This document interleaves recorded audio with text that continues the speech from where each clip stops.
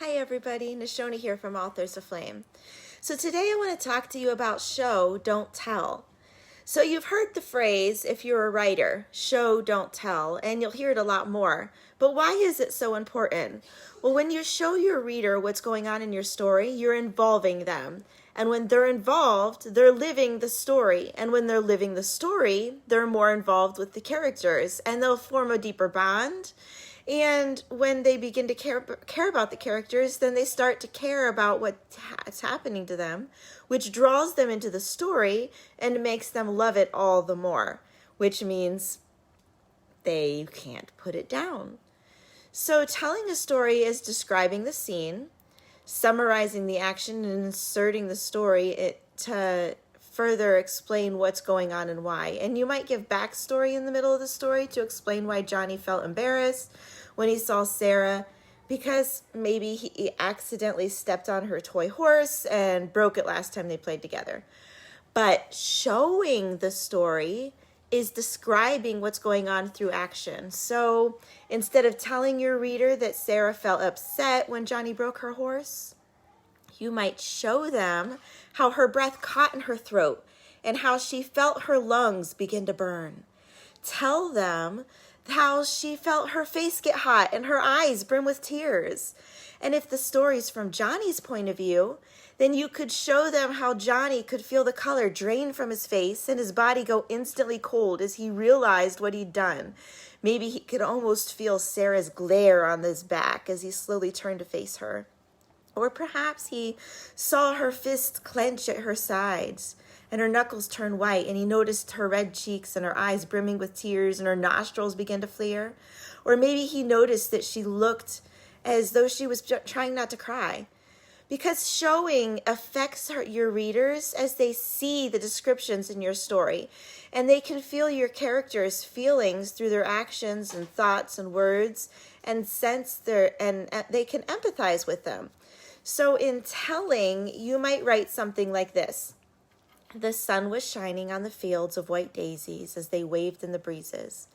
She sadly thought back to the day before, her sister's wedding. Her sister was moving tomorrow with her new husband. They'd been planning it for a while, but Rayanne still couldn't accept it.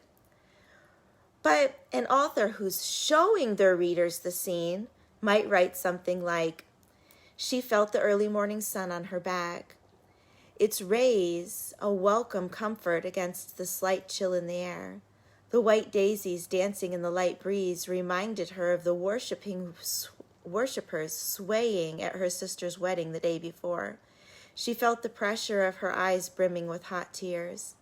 How could her sister leave her? Stop acting like a baby, Rayanne. She reached up and angrily brushed her tears away in long, exaggerated strokes. You've known this day was coming for months now. Act your age. So now over to you. Finish the above story, adding plenty of description. But be sure to add it through showing. And you know, the ideas of the online coaches who are authors and wish to be group in my Authors Aflame is to further train coaches in the art of writing. And the first part of the video above was about why we show rather than tell and how to show in your storytelling. But now I want to expound a little bit by giving you a few examples on how to use body language to show your readers how your characters feel.